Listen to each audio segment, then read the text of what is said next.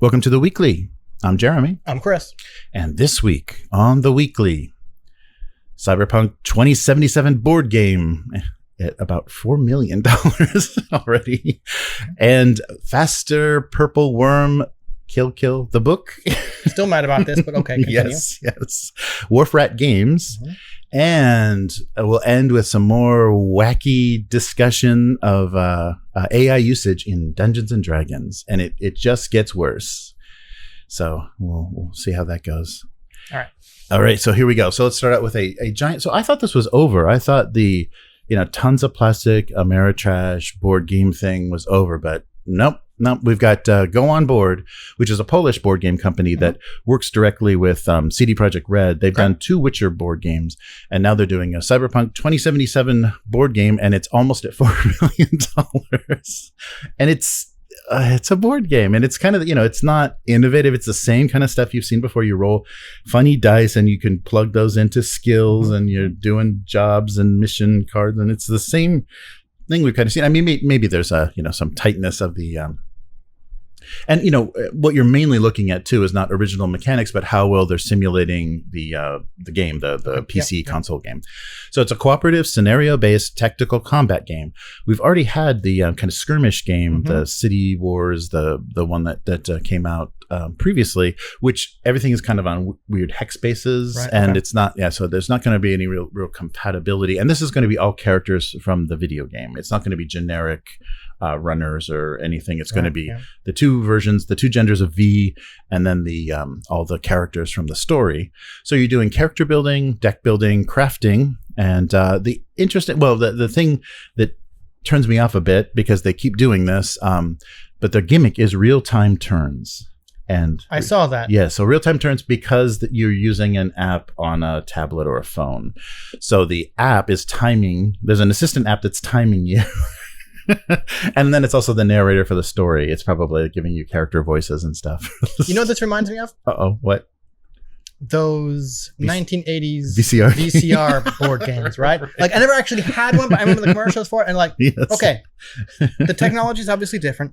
This is the same thing, right? It's kind of using, or I feel it's the same thing. It's using whatever kind of whatever cool new technology is, and kind of like forcing it into like a game, right? Yeah. So I don't know. I'm not a fan of no blanket statements. I'm generally not a fan of real-time stuff. Yeah. Even in like pen and paper RPGs, because some of the old school revival era stuff is like spells last for this many minutes of real time, and I'm like not a fan because those 5 minutes could be a week of game time, right, or less than a second, depending on what happens, right? So I'm just this is true. Different, and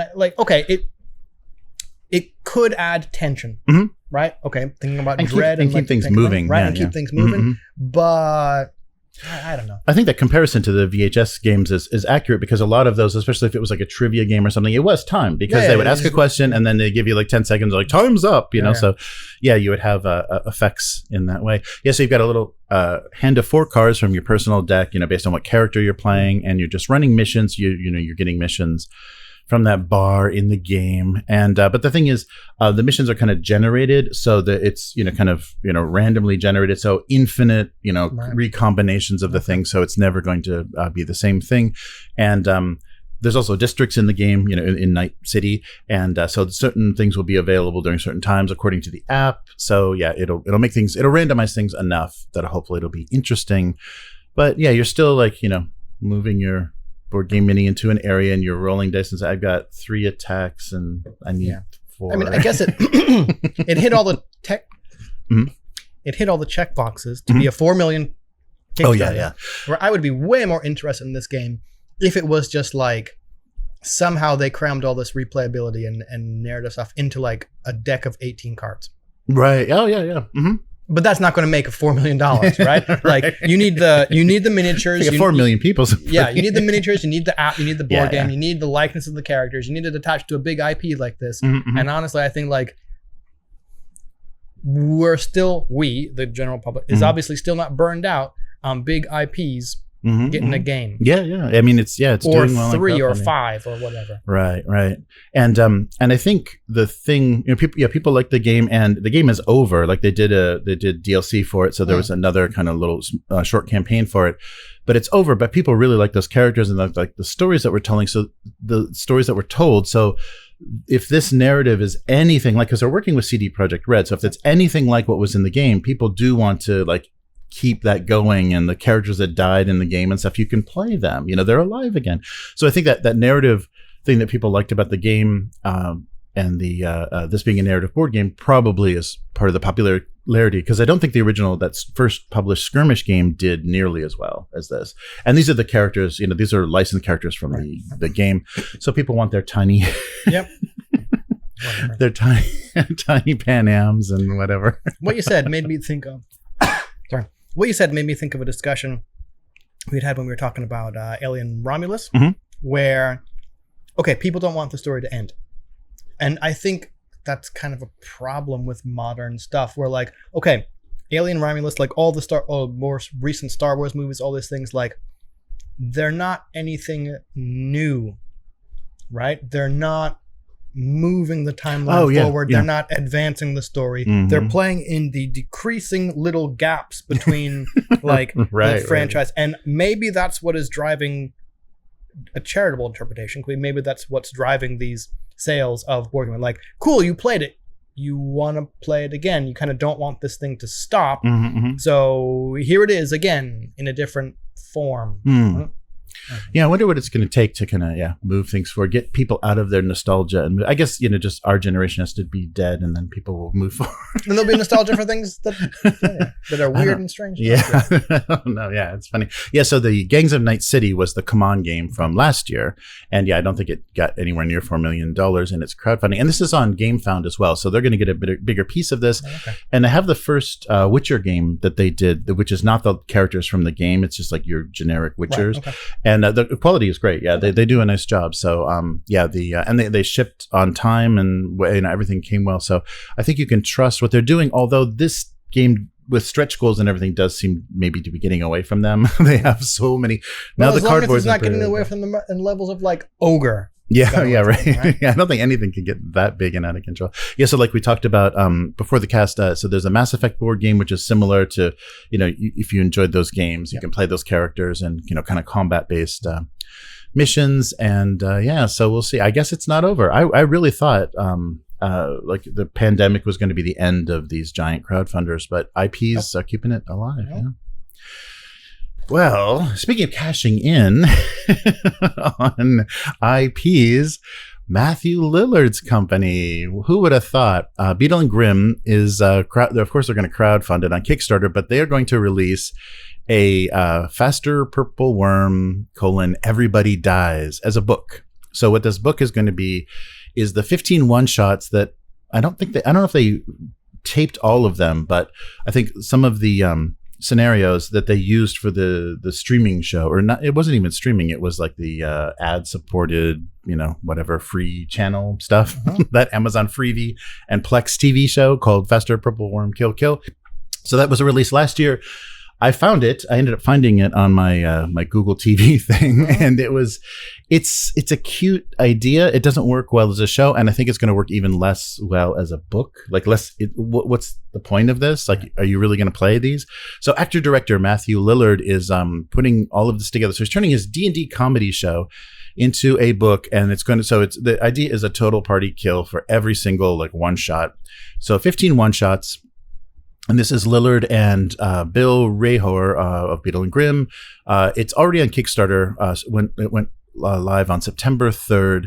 And this is based on the series of a lot of overacting people yelling and screaming and shouting, and their kind of cutesy, unique premise. So the quote is, this is a human stories of people that do incredible things in the face of ultimately their demise. So you're all level 1 characters. And so you're doing irreverent. So these scenarios are designed for irreverent improvisational games where everybody is going to meet their end. And I think there are games like, the cinematic scenarios for Alien are kind of tend towards that, but those are interesting because there's drama. This is just comedic death. It's just. I haven't moved in about like a solid 2 minutes to show my displeasure with how stupid this thing is, right? Right. So just like, I don't think I can just show disgust or distaste any stronger. So basically, you've made a level 1 funnel. Yeah, exactly. Yeah, it's like you've made a level 1 funnel, and you've made it fun and cutesy and improv, and like, okay, you want to highlight the improv nature of these things? Why are you playing D&D? Right. I don't know. Yes. Yeah, this sounds like you're just like cashing it. Maybe I'm not going to watch a show because I don't. Maybe the show was funny. I have to think any and all entertainment value came from the actors and performers at the table. Yeah. Not from anything intrinsic to the adventure. Right. So. Yeah, and all of it, like the set design, there was all Beadle and Grimm. It was basically like an infomercial for Beadle and Grimm. I'm sure they were drinking the whiskey too, or whatever. Right. Yeah. So you can die. Your party can die at a costume ball, in a den of snakes, or on a squid. So yeah, lots of clever, funny things. And I think there's been infinitely more creative stuff that people have done in Dungeon Crawl Classics and a lot of other systems. And I don't think this is great. But the book, each adventure has a sidebar suggesting ways to adapt these funnels basically to part of your ongoing campaign. So I guess make them less deadly. Well, right there it says in which the players actually survive. So what's the point of your book? You just want to sell this thing and make money. Right. You've done. Yep. And you got the name, so you're all set. So yeah, as of our recording, it's over 100,000. So I don't know how interested people really are in this, but these guys seem to be able to cash in. And the higher it goes, of course, the stretch goals are going to take it from 12 to the full 15. You can get a PDF or physical book, and of course, alternate covers and autographed versions, because everyone wants live action Shaggy's autograph. And this is marked Volume 1, so that is anticipating more of this nonsense. But the production of the show looked pretty expensive. I'm sure it was done in a Hollywood studio and stuff. But I mean, how they couldn't have made any money back. Yeah, they couldn't have made any money back. And this may be a way to, like, the work that they did to write these adventures and everything. This may be just another way to try to generate some revenue from this. I tend to think that Beadle and Grimm. Actually, I have no information to back this up. I tend to think Beadle and Grimm kind of makes bank. Oh, yeah, specifically they haven't stopped. That's right. They haven't stopped, which is what makes me think they do it, right? Right. And it's all the whales and like FOMO that's driving this. I have to think, as opposed to any actual use. Mm-hmm. Yeah, and it's funny that D&D's come to this kind of celebrity thing. It's like, well, what famous people are playing? Yeah. You push it as a lifestyle brand, that's what it's going to become. Right. Yeah, so that's what maybe is attracting people to this, but it's just silly. But let's talk about something that sounds a little bit more legitimate and may actually be inspiring to people. So Wharf Games. So the founders, Wes Crawford and Ryan Hellman, are trying to focus a company that publishes board games on a very specific thing: the speed of the publication process from contract signing to actual production of your board game. Okay. So you're going to cut down the time it takes for a designer's game to go from you've signed up with us and now we are launching your game and it's hitting retail. Okay. And so Wharf Games is. So the two founders have previously published board games on their own through other companies, and decided that they wanted to do something a little bit different and create a new company and stand out by focusing on working on only one game at a time and getting it out the door, kind of speed of production. So some of the quotes from the founders: many designers that I've spoken to feel that it takes too long to work their way through the publishing process, as there are tons of projects in the pipeline. We're only going to sign one game and plan to focus on the development and publication of that game over the course of the next year. As designers, we want to reward and treat our designers as well as possible and involve them in the process from design to fulfillment. Communication is the key to a great relationship. And of course, Wharf Rat is a reference to the maritime working class history of their home city of Baltimore. Okay. And they want to create games with engaging themes and exceptional components.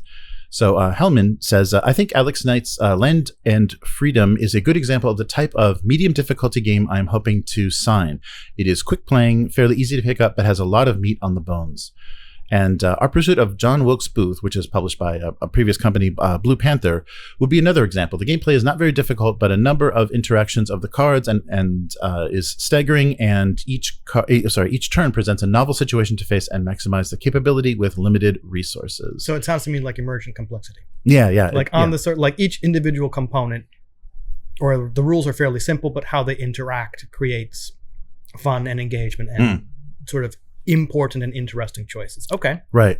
Yeah. And Hellman has worked on a game called Lucky Little Luxembourg, which is a quick chit-pulling solo game which attempts to simulate the beginning of World War I in Luxembourg on a 6x4 postcard. See, this kind of stuff is what I'm interested in, right? Yeah. How do you make this game fit on a postcard? Right. So he says, well, I enjoyed working with other companies. I really wanted to take full control over the entire process of creating the game. So Wes and I started working together when I did a prototype of the artwork for the Raid on St. Albans and Engine Thieves. And we hit it off and then decided to co-design a game about the manhunt for John Wilkes Booth. So starting our own company is always a scary venture, but we are investing our hard-earned savings into something that is quite unknown at this point, and the chance of failure in any new venture is quite high, but Wes and I are overcoming this by creating a very clear mission for the company, very limited initial goals, and we have other sources of income. So now this is just our part-time business. Okay. So they're hoping for a successful 2025, and they want to... So what they're looking for is a great game that we love and that we are excited to publish. So that means Wharf is taking submissions. Yeah. So this is the criteria that they're looking for. So entertaining and engaging games, interesting and novel topics, medium difficulty level, historical, science fiction, or fantasy themes, solitaire or multiplayer options with solitaire required for multiplayer games, polished and play-tested games, and must include a rule book. So basically they're looking for stuff that's finished. Yeah, I think they're not looking for pitch ideas, right? I have an idea for a game. No, get out. Right? No, we don't want to. Yeah. No. So it fits on a postcard. And, It's like, here's my game. It's done. It's been play tested. All I need is a publisher. Yes. And what they're saying that they will provide is quick turnaround from contract signing to publication. So I'll put a link to their page that reiterates these criteria. And if you want to submit a proposal to them, have a proposal to submit. Yeah. Yes. info@wharfratgames.com. If you have a proposal to submit, if you have a submission to propose, I mix those up. Right? You can do both. Yeah. Yes. So that's nice. A little bit of people trying to do something good, and they know it's not a guaranteed hit. They're not cashing in. They're not like, we got the IP they're not Beadle and Grimming it. Yeah, they're not Beadle and Grimming it. I am verbing that now. Beadle and Grimming it. You to Beadle and cash in on Grimmed a blatant cash grab. Right. You got some celebrity juice on it and you're going for it. All right. So we're going to end with some outrageous nonsense. That's strangely par for the course. Yes. Not strangely anymore. Just moving away from things that might actually be great and have a good effect on the tabletop. Hasbro's CEO, Chris Cox, talks AI usage in D&D. So who did he talk this to? ChatGPT? Right. Stockholders, investors. Yes, Goldman Sachs. A Goldman Sachs event. He spoke about AI. So he is convinced that the Dungeons and Dragons franchise will support some kind of AI usage in the future. Of course. And he was asked about at this event whether AI has the potential to, this is such corporate shit speak, bend the cost curve in terms of entertainment development and digital gaming, and how it's going to be used also because it is Hasbro in the toy and content industries. So ready for the quote from Mr. Cox? I'm ready to hold back my bile. All right. So inside of development, we've already been using AI. Oh, have you now? You forgot to mention this is being editorialized. Yeah, that's right. Sorry. Yeah, that wasn't him. That was me. It's mostly machine learning based AI or proprietary AI as opposed to ChatGPT in approach. We will deploy it significantly and liberally internally as both a knowledge worker aid and as a development aid. I'm probably more excited, though, about the playful elements of AI. If you look at a typical D&D player, ... I play with probably 30 or 40 people regularly while running Hasbro. If you look at a typical DMD... Yes, yeah. Okay. So he's now referring to myself. Right, maybe I'm atypical. And I play with 30 or 40 people regularly, so I know what D&D players look like. Okay, gotcha. Yeah, all right. Really? Is this like a forced corporate event or something? Anyhow, there is not a single player of these 30 or 40 that doesn't use AI somehow for either campaign development or character development or story ideas. Your 30 or 40 players are shit. Yeah. Saying it now. Yeah, so that's a clear signal that we need to be embracing it. We need to do, we need to do it carefully. We need to do it responsibly. Blah, corporate. We need to make sure we pay our creators for their work, even though we've already stolen it with AI. for the data sets. But whatever. And we need to make sure we're clear when using something that is AI generated, because it has no value and we shouldn't be able to charge for it. But anyhow, themes around using AI to enable user-generated content, using AI to streamline new player introduction. That's weird. Using AI for emergent storytelling, because that's what AI is so good at. I think you're going to see that not just our hardcore brands like D&D, but also our multiple other brands are going to. Yeah. What are your other brands? Involved. G.I. Joe. Yeah, G.I. Joe and Transformers, and all their maybe toys with other content. Yikes. So they repeated, Wizards of the Coast repeated, Dungeons and Dragons is a game made by people for people, because they have already had their multiple AI controversies. The Bixby's Presents The Glory of Giants had AI generated art fixing some fur on some illustrations. And so they do have an AI FAQ on the Hasbro website.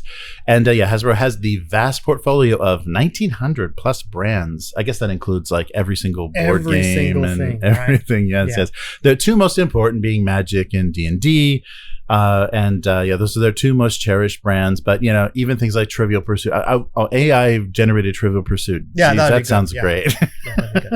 But anyhow, so this article had a ton of great comments. So things like, so some of the comments underneath this statement, I wonder what kind of models you could build by training it on thousands of hours of YouTube. That should be great. And then, for example, so the use of AI.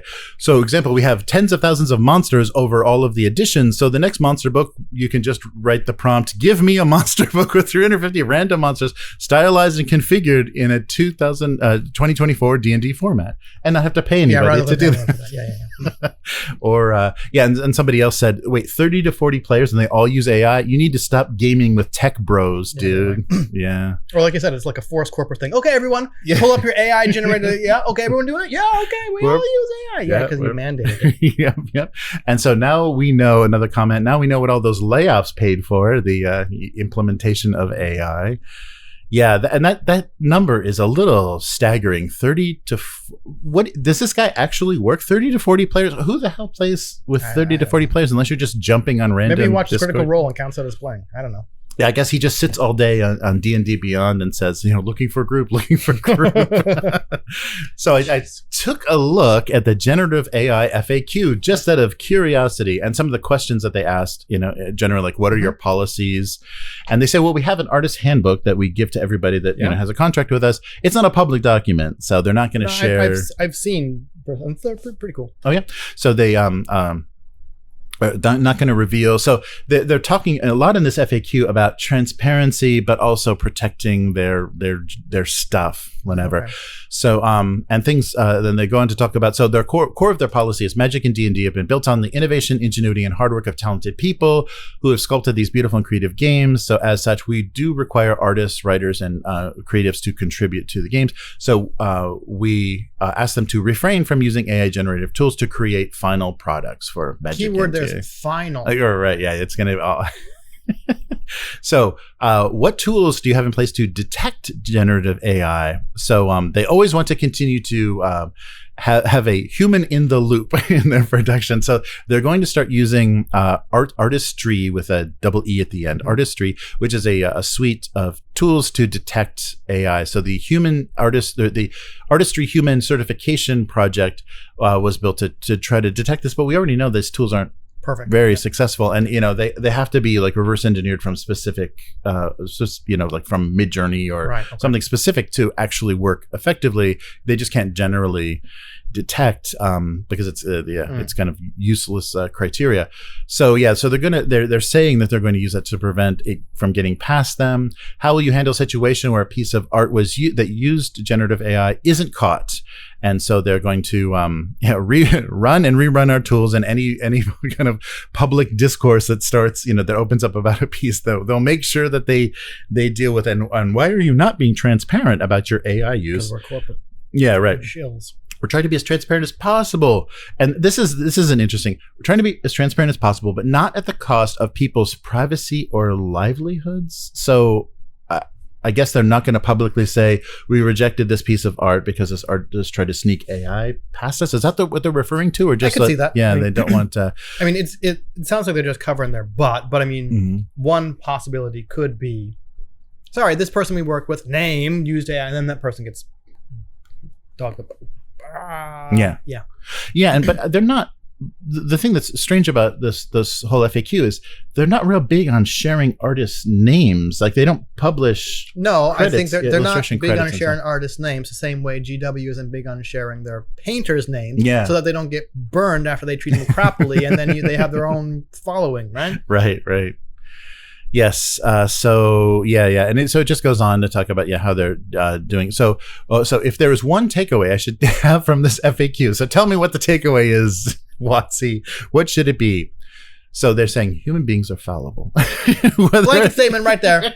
Human beings are fallible. It's fine. We're going to mess up. We know it. You know it.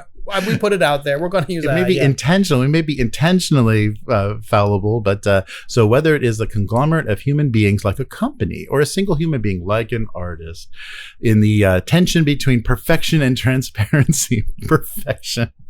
Yes, because when I think of Watsy, I think of perfection. Yeah, basically. So we erred on the side of transparency. As stated throughout, we've been consistent in our position and respect for generative AI in Magic and D&D, unless you can sneak it past us, then we, whoops. Yeah. So they'll occasionally stumble along the way. So I guess that's what they're calling these stumbles. That old OGL stumble, and their production quality stumbles. Yeah, so Watsy will continue to stumble and use AI and stumble. Get caught. Oops, we did the oopsie boo boo. So no, he got caught. Yeah, so if the people at the top are already this enamored with AI and what it's capable of for emergent storytelling and character introduction, those are the things that require the human creativity and imagination. It's like, just sit back. Okay, what character introduction? Oh, wait, let me click the button, and it's just like, okay. I don't know, okay. I think I said before, sometimes the person in charge of a project can be too enamored with it, right? So, you don't necessarily want a mega D&D stan in charge of D&D, right? Right. But I mean, there's got to be a happy middle on this. This kind of goes for anything. But the same token, you don't want someone who absolutely doesn't know what the product is helming things. And this kind of seems like we've talked before, tech bros in charge of something that doesn't need tech, right? And I'm sure Hasbro has shareholders, so Chris Cox is up there using all the important corporate buzzwords and stuff, and embracing the technology that everyone else has to embrace, because otherwise they're going to get afraid of being left behind.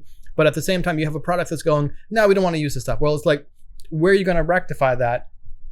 Except for my feelings, whatever the CEO says goes, right? How long before D&D how long before Watsy walks back that no AI thing because the mandate from corporate came down? This is what you're doing now. Right. Yeah, they could just edit this. FAQ is HTML. They can just edit this at any time and say, yeah, we don't believe that anymore. And I think Did we say that? Where's the proof? Yeah, I don't. Unless you Wayback Machine screenshotted that thing. Right. It's always been this. Right? Yeah, it's interesting. They're talking about implementing AI across all of their brands. So obviously they don't want any more talk of spinning off Watsy from Hasbro, because these are their cash cows right now. This is their valuable brands. And so we're implementing this AI, use, and it's going to be across all of our brands. So if you take one of those away, they're out of the system now, and they're just not going to work as well and, be as incredibly modern and generative as they could be, because that's what we need to be doing with all of our brands. Yeah. So I'm sure Goldman Sachs was drooling all over themselves because he said AI. Yeah, really. That's all it is. So we'll see. What this actually, and it's going to be.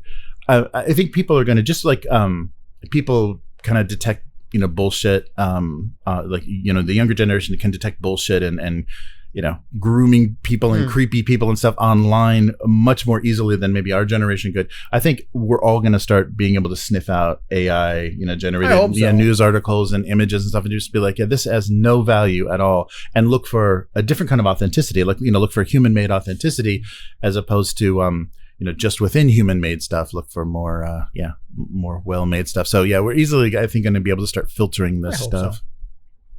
But it's just silly that they're gonna try to get this by us, and I'm really curious how many people are just gonna be like, all right. Well, that's the thing. Like, okay, I don't like and hate the word normie, right? And I'm not saying there's like an in group and an out group, but there are definitely people within like TTRPG hobby or kind of miniature war game hobby or any hobby that kind of follow the development or the production or like the nuts and bolts of the stuff much more closely than other people. So I've often wondered, sure, like there's a lot of noise and a lot of people, it seems like a lot of people talking about all this stuff, and like, okay, what percent of people who play D&D or consider themselves D&D players is that group who cares about the nuts and bolts, right? Like, how widely is this information known?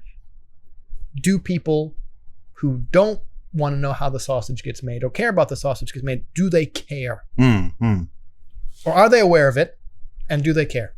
Yeah, and it'll be interesting because it may, if they go heavy into AI usage, and it's going to make D&D Beyond and their sigil platform very different from what people are doing in other spaces on other VTTs and stuff that aren't using. Well, if they've successfully made their walled garden, it shouldn't matter. Yeah, that's true. But I mean, people are going to be having a very odd, different experience. It's like, just give me a sentence on your character, and here's your backstory. Well, I mean, again, like I said, walled garden, but I mean, that's what they're going for, right? And I have to think, if that is the case, if they get enough people to like, okay, unfortunately, like D&D is an entry to the hobby because of shills like Beadle Grimm and Critical Role, and the fact that this company can have a movie made, right? Like, that's the sole reason it's the entry point to the hobby, not because it's good, right?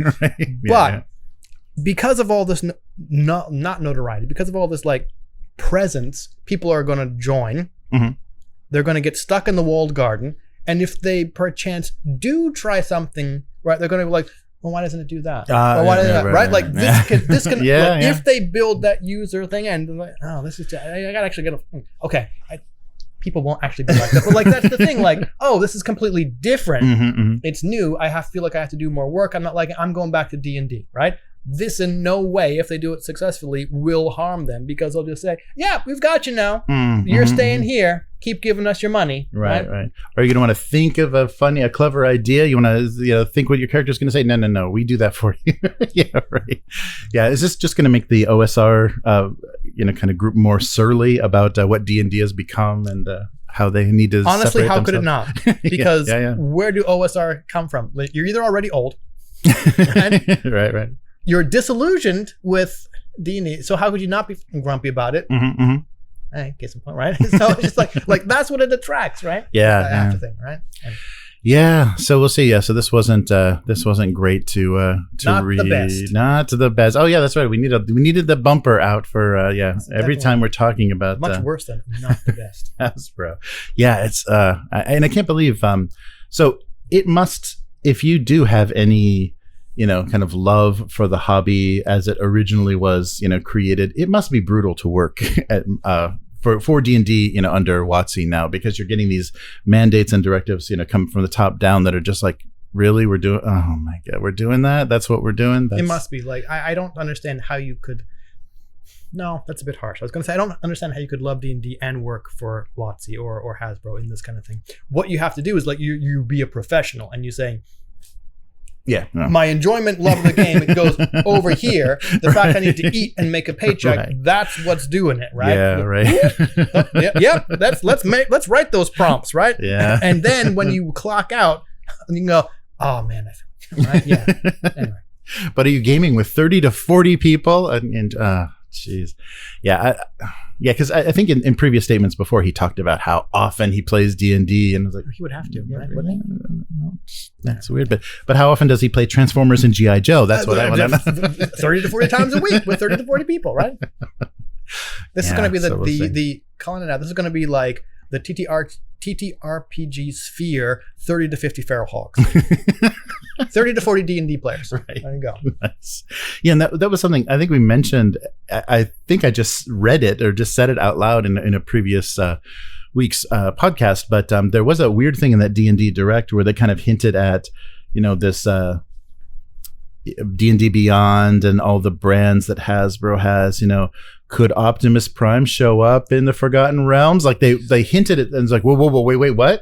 I didn't know. It didn't stand out at the time as ridiculous as it is, but that's why they're emphasizing the multiverse. Probably it's just like we can just mash up our 1900 brands now. It's like Trivial Pursuit to play Mr. Monopoly Man and D&D.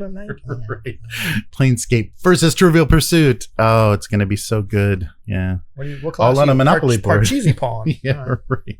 So we'll see where this goes, but it's only getting worse. All right. So that's going to do it for this week. So where can people find you? On Blue Sky, Instagram, Threads occasionally, and in select Facebook groups. It's Hivemind, HYVEMYND, where it's all just 2mm miniatures. So you're going to have to zoom in a little bit. Like maybe I get as close as you can. Okay. Yeah. Nice. Anyway. So how about you? Nice. I just had my September live stream. Yep. Yeah. So got everything drawn and everything eaten. I had some really terrible chocolate pineapple cookies. I didn't think that combination was going to be good, and it wasn't. But supposedly that's a Taiwan. Okay. I didn't know pineapple was big in Taiwan, but yeah, that was the world flavor of chocolate cookies for Taiwan. But there was some good stuff in there. Some mini Doritos, Japanese Japanese version of mini Doritos, and some good stuff. So that's Abuse Cartoons on YouTube and Twitch. And if you want to read that cartoon, gocomics.com/domestic abuse. It's a single panel gag cartoon, and yes, and it's been going on for 20 years. So if you have a lot of time on your hands and you like reading gags, does it take jokes, 20 years to read? Yes, and actually you can go through. There's a comment section under each of the cartoons, and it becomes this like pun-a-thon. Like everybody just riffs on the joke and tries to out-pun me, and they do a pretty good job. But if you like what we're doing here on The Weekly, consider becoming a weekling. The strongest of all supporters. You can do that at patreon.com/upturnedtable. And that'll let us know what you want to see on The Weekly. And just let us know that you're watching and enjoying every week. D&D bashing. You got it. You got I don't even have to be paid. Right? Fear of AI and D&D bashing is all we got. Yep. But so upturntable.com is the website, and on all social media, Upturntable. We've got actual plays. We're going to be doing a session of Outgunned this weekend, and so all that kind of stuff is coming up. And I'm going to be doing. I got some complaints about ads, on an actual play, and this does make sense. Because an actual play, you just kind of want to put it on and kind of listen to it in the background or whatever. And if you're going to do that, and the YouTube ads that you have to skip are coming up, so I'm going to have to take a look at ad placement on the longer actual play files, and I will be releasing audio only versions of those, so you can get those. I'll make those the longer. See, we files. do read the comments. Yes, and put them on the RSS feed for the podcast, so you can download them there as well, or ignore them if it clutters up if it fills up your phone too much with these big long files, but. That'll be a way you can listen to it uninterrupted as a kind of background thing. And it'll also be, once it's there, it'll be available for download as an MP3. So thank you for joining us. We'll be back again next week. Later, mortals. Goodbye.